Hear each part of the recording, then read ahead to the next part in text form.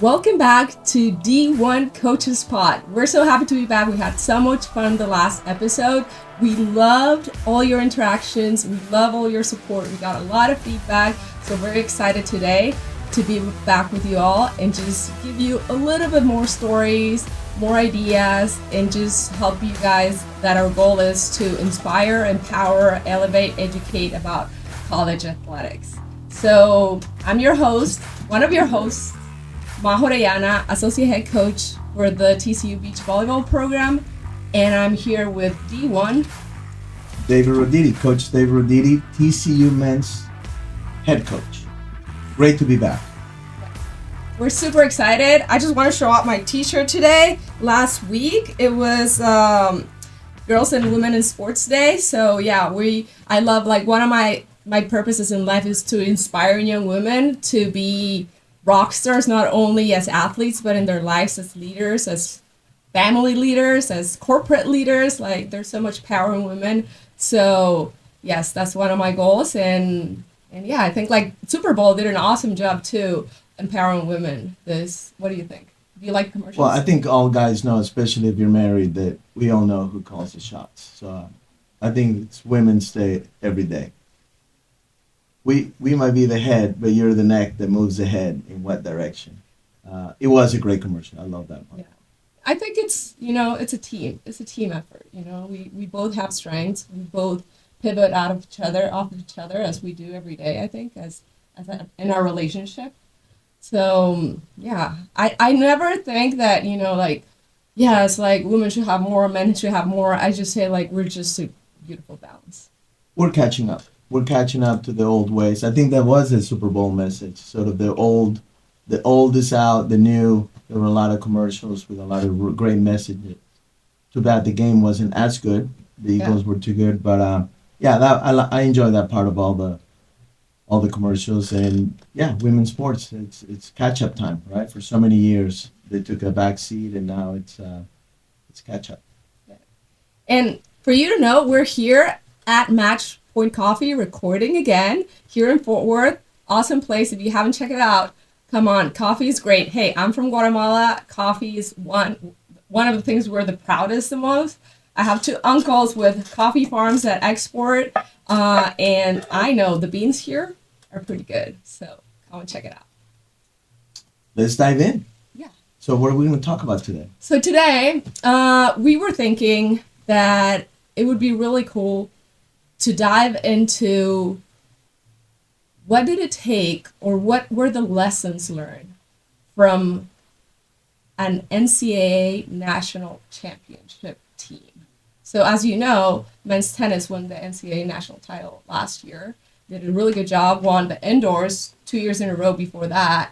So I just wanted you guys to learn and to understand a little bit behind the scenes of how that go and how it's going right now. So David, tell us a little bit about I get this question. People ask me, it's not often that you win. I mean, that's the first NCAA championship that we won in the men's tennis program. It had been since, I think, 1982, other than Rifle, who wins it every other year. I don't know why I say it like that. I'm sure it's really hard for them to win it, but they win so much, we almost take it for granted. Since 1982, the women's golf won at TCU. So it meant a lot to a lot of people, and we're enjoying it a ton. That's why this big bad boy goes everywhere we go. Everybody knows that the trophy, we take it everywhere. We have fun with it. So I get that question quite a bit. And so I do a lot of reflection, a lot of thinking, and it wasn't all flowers and uphill. There were a lot of hills, a lot of valleys, a lot of struggle throughout the season. And that team, you could argue that championship run started in 2010 with our first recruiting class. So all the alums out there, you all had a part of this and building that team that we were able to finally win the NCAA. We had won 2 national indoors, but never the NCAA. So yeah. But talking about that, you're talking about the alumni and the foundation years prior, and I think we talked about it last episode where I said, like, for me, my word for you was legacy, right? And that's where it's all coming from. It's nothing that You know, just like you have 1 year great players and you make it happen.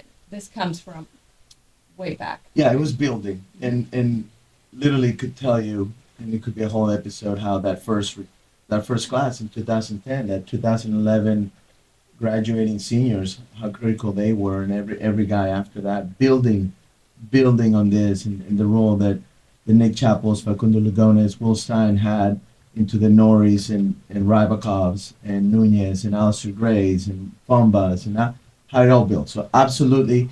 And I thought it'd be interesting to relate. I'm a father, I'm a coach, and it's a lot of times, man, there's not a lot of difference. I feel like I'm fathering and coaching all at the same time, same principles.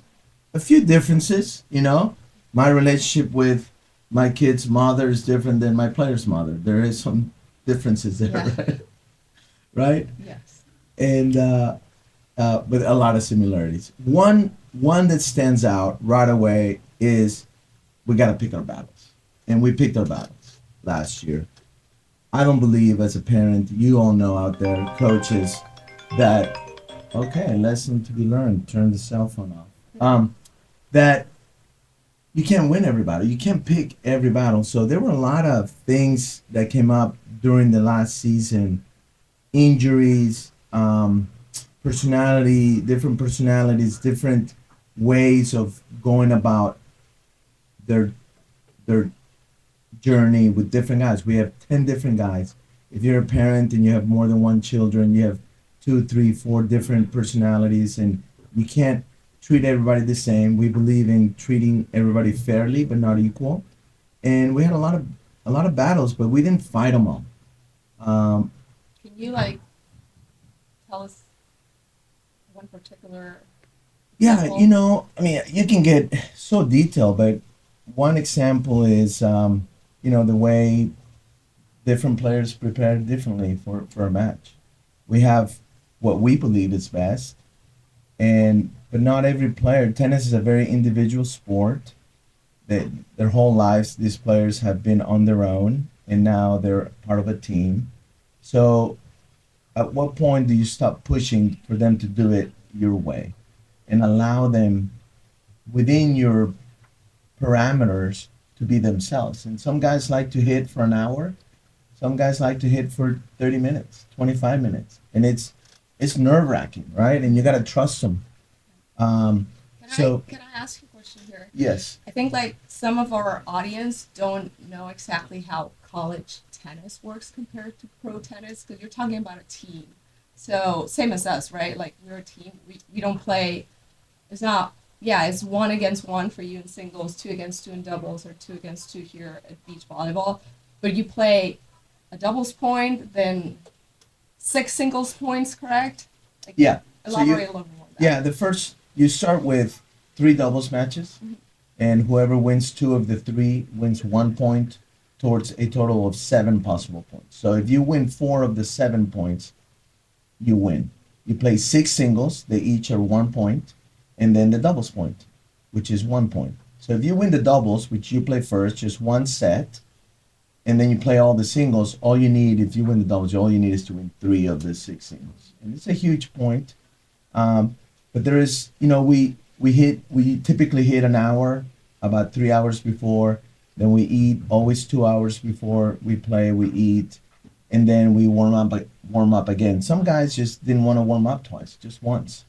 And so trusting them and not fighting every single little fight the way, if you're looking for a fight, you can pick one every day. And just being patient, and the coaches, a lot of conversation, knowing what is the ultimate goal. What is the ultimate goal? And as long as we're not compromising all of our values or our main values as a team, just keep the thought of what's best for the team. And we felt that not getting into it with every player all the time was the best thing to do, even though nobody would have blamed us for us sort of maybe having more consequences for certain behaviors.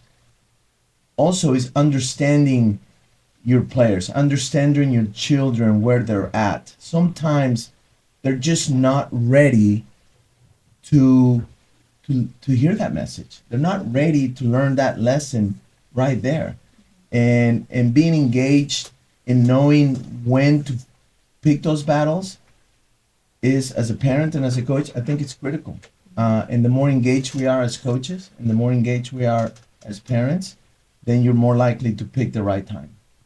Yeah. No, I totally agree with you, and it's a lesson learned throughout the years, right? Like there's some things that we have 26 girls, you guys have 10 guys. Yeah. So it's hard to, you want consistency, you want structure, you want, some sort of respect, and the team to kind of like go through warm-ups and through prep game and all that stuff in a certain way so everything flows and everyone gets whatever they need. So we've had those challenges as well with a bigger team. But also, I think at the end, what we've been learning from that is that we've been asking a lot of questions to the team and to our captains about, what do you need for warm up? What do you think? Like, what are the options? So if like somebody needs an extra warm up, maybe we put them on the same court with that other team that needs it, or they need to come in before or something like that. Tailoring some things and making them, I think like the most important, like the most valuable thing I've learned and we've learned is that make them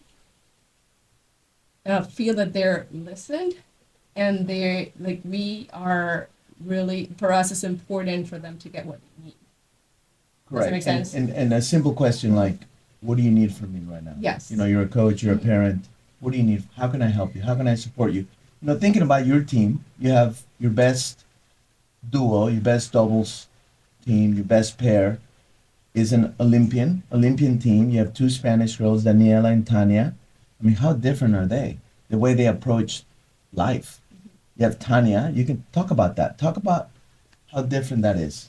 Yeah, you have like that team that they've been playing together for so long here at TCU, and for their national team, they got fifth in the Olympics. Amazing. But they're so different, just the two of them.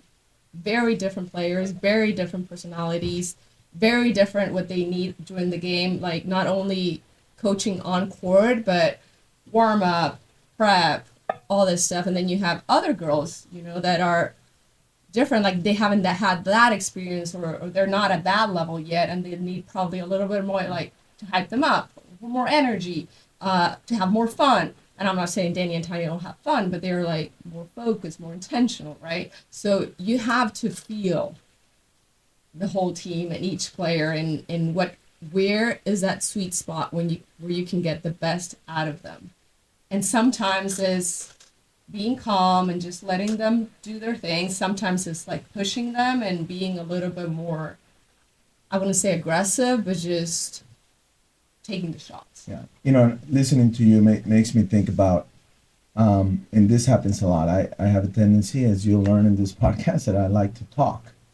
And one of my biggest battles, and something that I've learned from Coach Jose Higueras at the USTA, was less is more. I believe as coaches, as parents maybe, we do more damage when we open our mouths than when we just keep our mouths shut.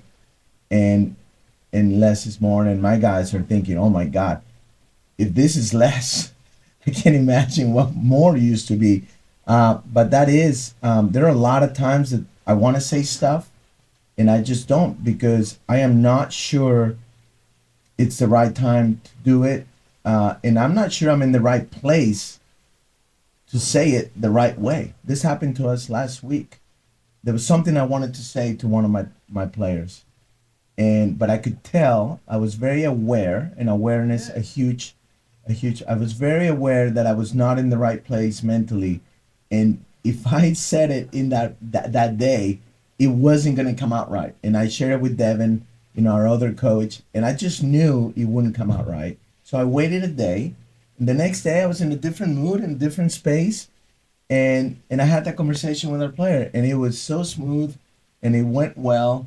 And it was just awareness and pick your battle the next day, not that day. You're having a bad day, it's not going to come up. Yeah. So. And I think like that awareness is so important, because you feel them, right? It's all about connection. You feel like what team is connected with you, or what players more connected with you during the season, during that specific day, and just being aware of that person need or when is the best timing to approach things. You know, when we were in our team building weekend with Eric and Mary of Driven Leadership, we talked to also like how when is the right time, and I don't think there's specifically a right time, right? But is it something that it's gonna really bother you a lot, or is gonna create like a negative impact in the team, like during this match? Could it be addressed after? What they said, which I really liked, is that sometimes don't let more than 48 hours go by. You know, just what do you think about that? Yeah, we call it nip it in the bud. Yeah, you don't want it to fester and grow like a mold underneath some wood, some furniture. You got to nip it in the bud, but it doesn't have to be immediately. Just find the time and be in the right space. You know, awareness. I believe John Wooden. You know, he talks about it all starts with awareness. It all starts with awareness. With the lack of awareness, and as a parent, as a coach, any relationship, it's all about the relationship. But if you're not aware of what's happening or what your partner or your kid or your player is going through, you may mess it up, and we're probably going to mess it up, but you definitely increase our chances. So we feel like we increase our chances of getting it right the more aware we are. And I'm gonna give an example about us and that awareness. Yeah. And I just feel that I think we're constantly learning from our team, from our players, from our staff, and from each other. Like there's been some days that I've been super rattled or emotional or very passionate about something specifically, and maybe at that time when I'm just coming home and just talking about it, and David is really good and being aware if what I need is just to be listened, or he's really good at asking, are you asking me for advice or you just want me to listen to you? So I think that awareness is it's good, and it's something that we practice, right? Not only with our players, but with our family, our coworkers. Thank you. Yeah. You. So I appreciate Every that. day. I appreciate that. Well, thank you, Majo. I thought you were gonna give me a message to do something better. I appreciate it. Thank you for that. So picking your battles. Another one is that I talked about the valleys that we went through as a team, and we had injuries. We had some key players. One of our best two players, Jake Fernley, who's now a superstar, and we'll talk about that. He was hurt. He had a stress reaction, not a stress fracture. He could have kept playing. And also Sebastian Gorsny, who played 3, 4, 5 for us.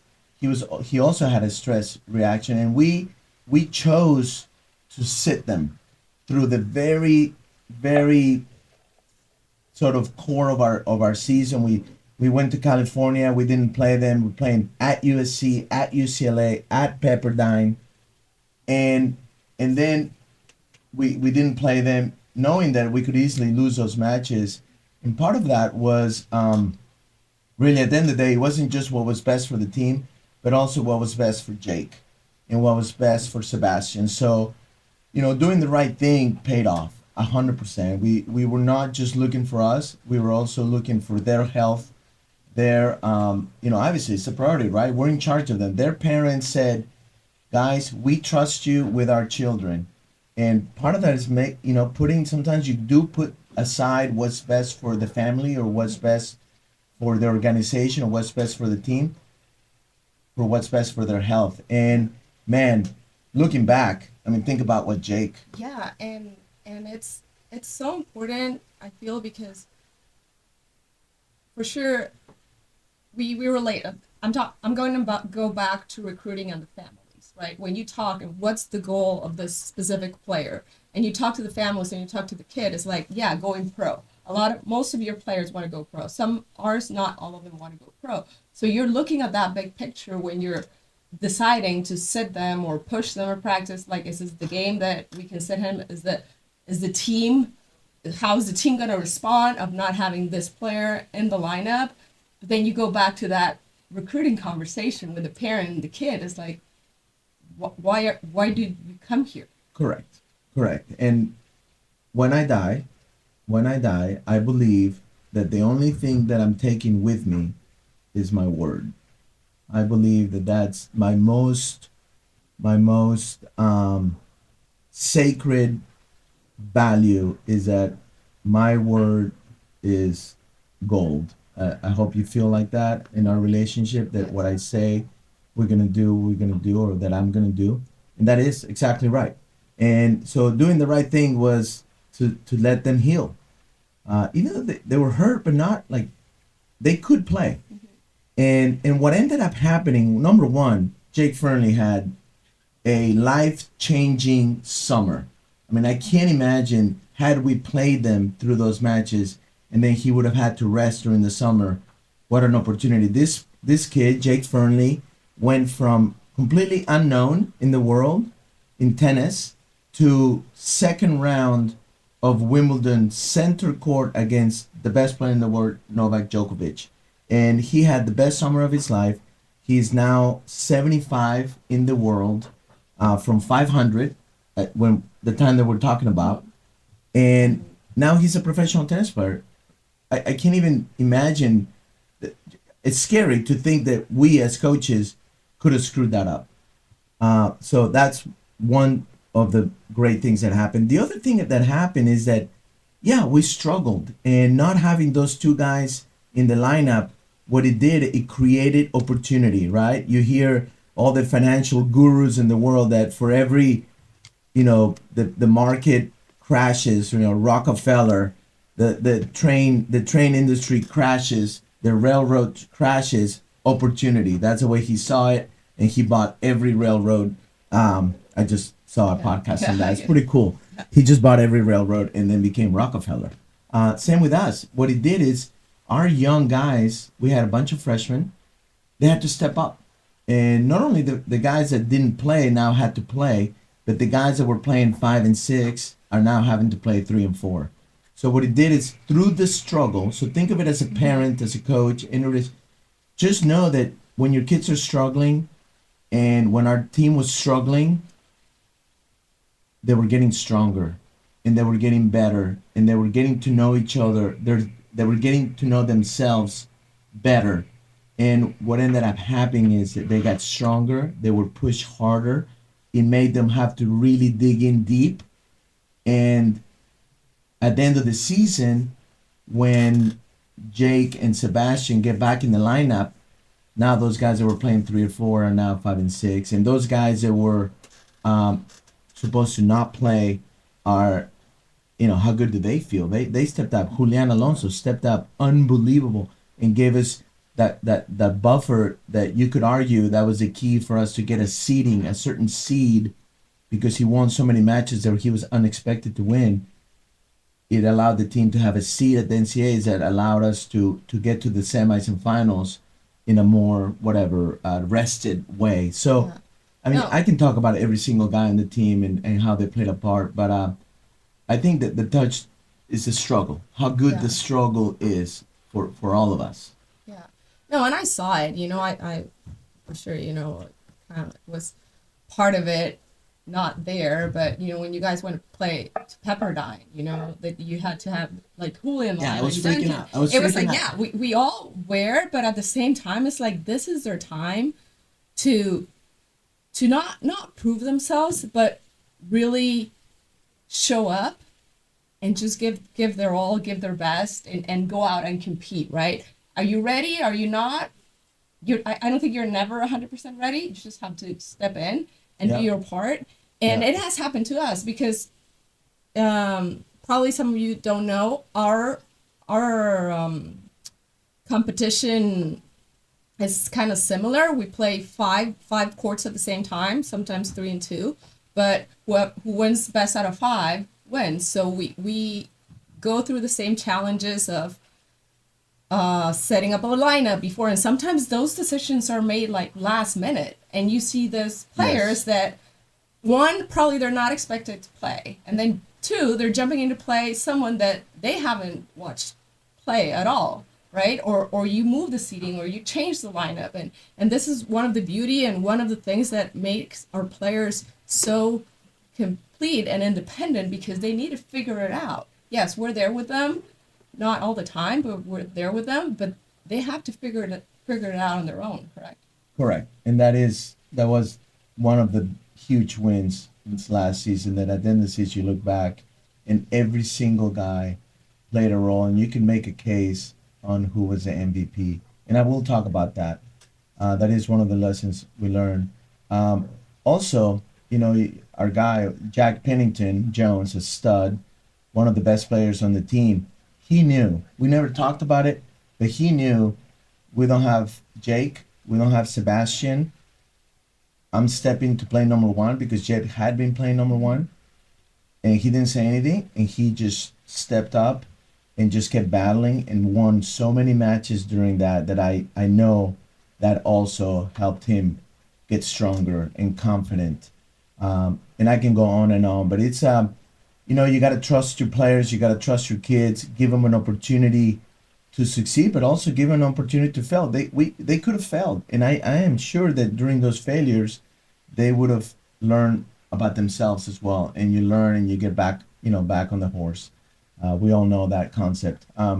So the other part is listening to our kids, trusting them, listening to our players. Jack Pennington Jones. So we go through this part of the season where he had to step up and we're struggling, and he stepped up big time. We get to part of the season. Now we have 2 weeks between the end of our conference and NCAA tournament. You have 2 weeks. Coaches are thinking, great, we get 2 weeks, let's go hard. This first week, we're going to ranch it up.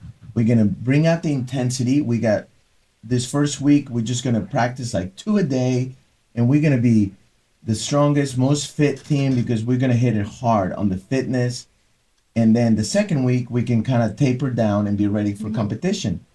So we have this grand plan, right? The coaches, geniuses, we meet. This is the plan. Devin Bowen's always looking for those opportunities, and he's a genius at it.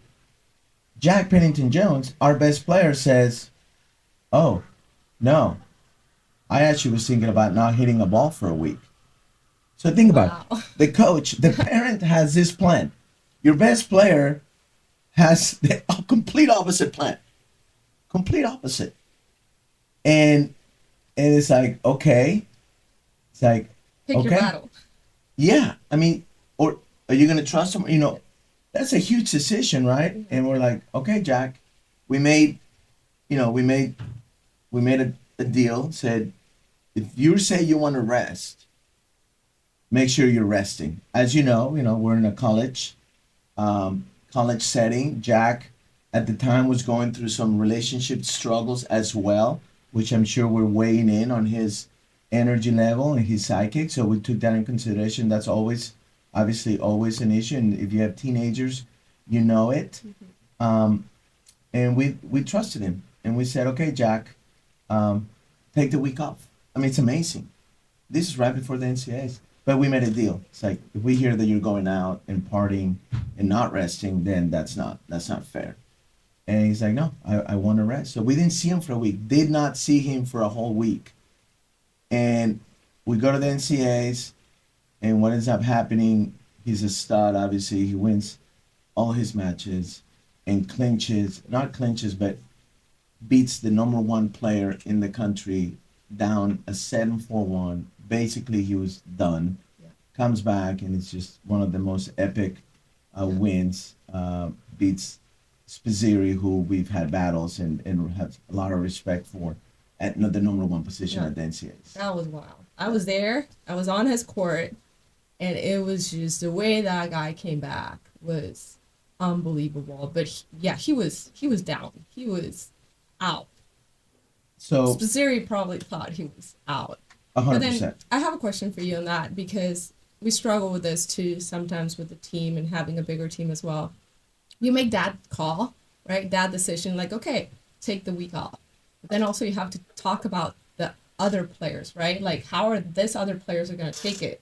How, in your, I assume in your head, like all this is kind of in your head, and you try to see like all the outcomes, not only on his game, like on your team. Like, how would that impact your team? How did you communicate the team? What did you do? Yeah, I mean, we just tell them that we trust our players. That's part of what we do, and we are gonna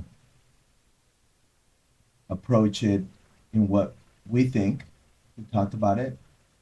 What we think is best for Jack, and therefore for the team. And there was never an issue.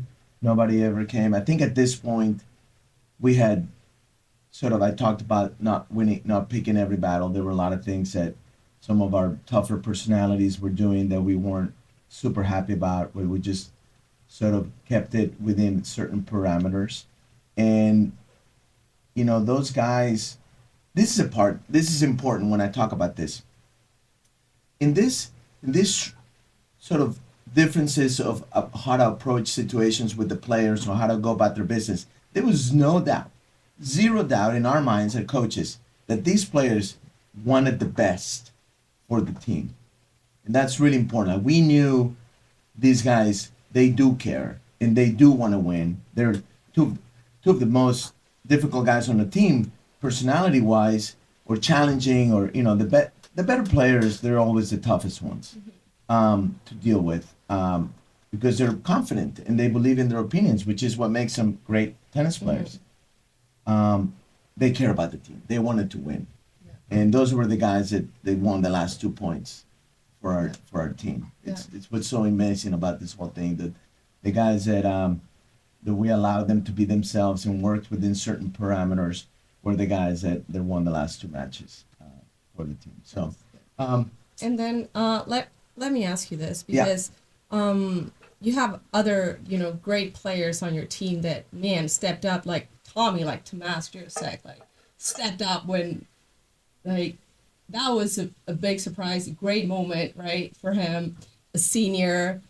He has years back, he has been hurt too. He's one of the guys too that he has a really peculiar opinion on how things should work, how things should go. And I know you two guys have this relationship where you love each other, but at the same time, you say love and hate. Love and hate. Tommy Jurasek, legend. One of my favorite of all times. And I can do this whole episode on Tommy Jurasek. He's awesome. He's got the biggest heart. Emotions can get the best of us, right? I'm in that category. Big heart, big emotions. So, Tommy stepped up, and Tommy was hurting. He was a little bit banged up, and he never said anything. That was so interesting. I didn't know that at the time, but he knew, okay, we got 2 guys out. I'm a 5th-year senior. This is the time for me to step up and just keep my mouth shut. And I remember there was a time, I mean, there are so many stories with Tommy, but I remember we have our mental coach, John Sawada, right next to us in the practice courts, and we had a day of practice before the semifinals of Ohio State, and Tommy was in one of his moods where he just wanted to, whatever I said, he was going to fight it, and I just wanted him to just more effort, just better attitude, more effort, stop whining, kind of thing, and he was fighting me, and at one point, I said, Tommy, Duncan Chan is our number 7 player. He would love to play tomorrow. Keep this up, and he'll be playing tomorrow, not you. And I caught myself, and I realized, okay, David, if you're going to threat, right, as a parent, if you're making a threat, you better go through with it, or your word is, they'll never listen, right? So be afraid of, be careful with your threats as a parent. Be aware, and be careful with what you're threatening with, because then you have to, do you really want to put yourself, and I caught myself and I lowered my voice and I said, Tommy, you know I love you. You know I love you. You've done unbelievably well this year. We wouldn't be here without you. Let's take a step back. I apologize. I'm just as nervous as you are about tomorrow. Let's just have a good 5 minutes. The last 5 minutes of practice. Let's make him really good. And he kind of, again, fifth year senior, he was able to catch. And what happens? The next day, he's the big hero. He's the big hero, comes back from Ohio State at number 6, clinching a match that he was out. He was done. The guy was serving for the match. Cash was their stud, one of their studs. And he wins the last 4 games out of nowhere. Just unbelievable performance. And the mental coach came up to me right away and said, hey, good thing you didn't, good thing you played Tommy today. I'm like, oh man, I was close to, for the, to hit the fan. And I caught myself and I just lowered everything. So, just awareness. And as you know, that's parenting. You're always in those gray areas, and just being aware of where we're at and catching ourselves, that we don't get into these power struggles. And really, that's all it was. It was just a little bit of a power struggle.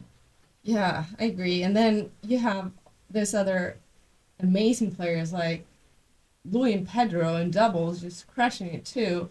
I've just seen so much growth from those two throughout the years, and their personality, their confidence. You were talking about confidence, and I think like they're such smooth and amazing tennis players, and I feel like now they're seniors, and then their confidence is just stronger, and I don't know, like I don't know what you have to say about them, but for me, they're just like so steady. Well, they've grown up, right? And that's the best part of our job, is to see them develop and grow. And as a parent, and I'll keep going back to parents because this is all relates, is that our mental coach, John, always tells me, David, they're listening to you more than you think they are, and they're learning more than you think they are. I know you feel like they're not listening to you and they're not learning a thing. They are. Trust me, they are. As parents, our children, they're listening, they're observing, and they're learning. Sometimes it doesn't always show on a daily basis. That's exactly with Pedro and Louis, the growth. Tommy, it's been the best part. They are, I believe that everybody's a leader in their own way. Mm-hmm. And Louis is just an absolute, the guy, he'll go months without saying a word. But when he speaks, it's profound, it's sincere. And, yesterday we had a tough weekend as far as losing at Texas. And Louis spoke in front of the group, and what he said was awesome. And just to see the growth and where he's at compared to where he was as a little 17-year-old British boy. He came in young. Huh? Yeah, he was 17. He was just a little baby. And then Pedro, his confidence, how it's built. Yeah, we can talk about where they get the confidence, but hanging out with the beach volleyball team helps the guys' confidence. A lot of our girls have helped you out. Maybe we we have to should give credit to them. We have to do like an episode just about that. Yeah, well, you have all those Latin, Spanish girls on the volleyball team. They have such a great relationship with our Latin guys on our team, and it's it all affects, right? And it's, again, it gets down to being aware as a parent, being engaged as a parent, as a coach, building those relationships, which is hard. It's not easy, but that's what you're going to rely. At the end of the day, we're relying on those relationships. So I just want to make one more comment about what I believe also separates our team. Really, at the end of the day, everybody has pressure. We had a lot of fun. Yeah. Man, it was fun. That. You saw. No, and let me tell you this. I talked to Keegan. Guys, Keegan Polk is dating Jake Burnley. They've been together for a long time. I could say she was our MVP. Yeah. She's done an amazing job being a great girlfriend to Jake. Great. So I got to spend more time with her because, we were always at the tennis matches supporting the guys. But one of the things she said was like, they were so together. they were friends. They knew what they wanted. The year before they had the team, probably they had a stronger team in paper, right? But like I think they were just so having so much fun together, and they understood what was the goal. They were all fighting for it. They were all playing for each other, and you could tell on the court. And hey, let me talk about Luke Swan too. Well, that's where I was going with that. Okay. But go ahead. Yeah. Because we're gonna maybe do a whole episode on Luke Swan and his parents and sister and all that. We'll talk about that. But yeah, when you talk about fun, you think of Like not Luke only Swan. fun but team culture. Just a purpose, something bigger than a match, something bigger than tennis. Just how he approaches life. Like he's such a cool kid. Like he. So these guys, for those listeners, so Luke Swan, and again, I don't want to say too much, but I'll say that he was the worst player on our team, and I believe he was our MVP. And again, we could say that about every single guy on our team, how they were the MVP of our national championship run. Luke Swan is right up there. He is levels below the next best player on the team. He what he did from the sidelines, we talk a lot about winning your role, own your role. We all have roles. We're employees, we're fathers, we're sisters, we're daughters, we're sons. He knew his role.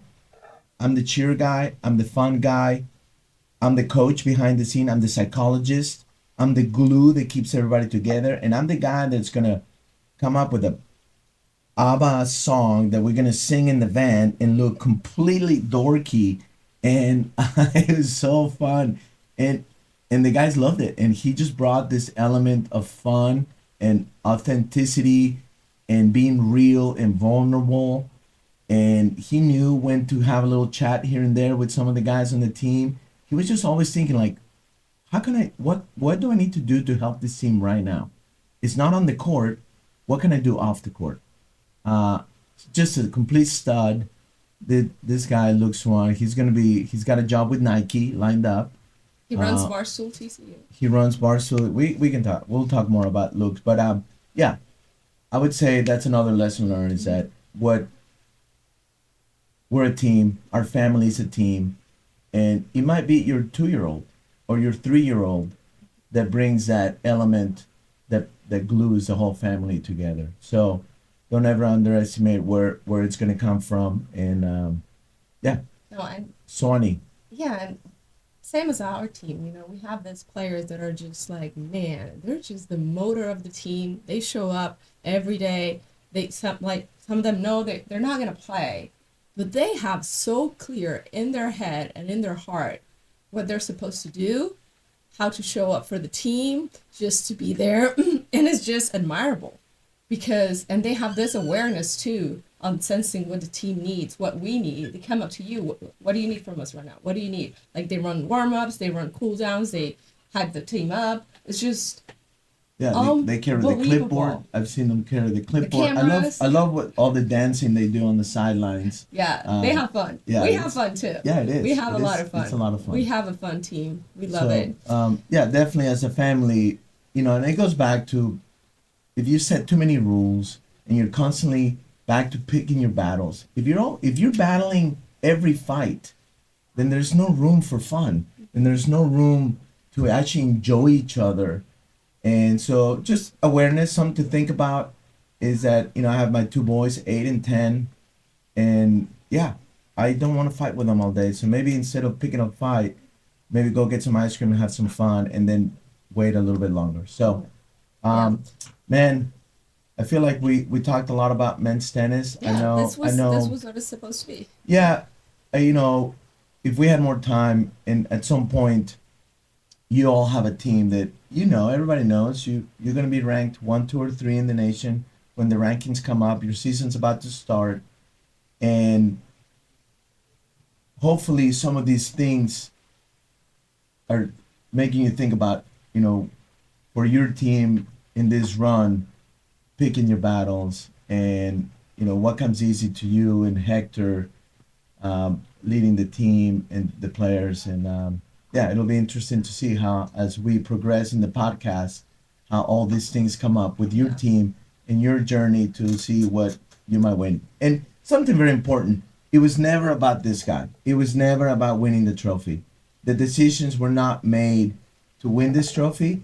They were made about the process and the journey and what was best for the guys, what was best for the team, and increase the chances to maybe win one of these. But it's not about this. And that's the reason why this trophy travels. That's why you'll see it here at Matchpoint Coffee. You might see it at the tavern or I carried Pacific around Table. the Chicago I mean, airport. you carried we took it to the lake, we took it to Chicago, we took it to New York.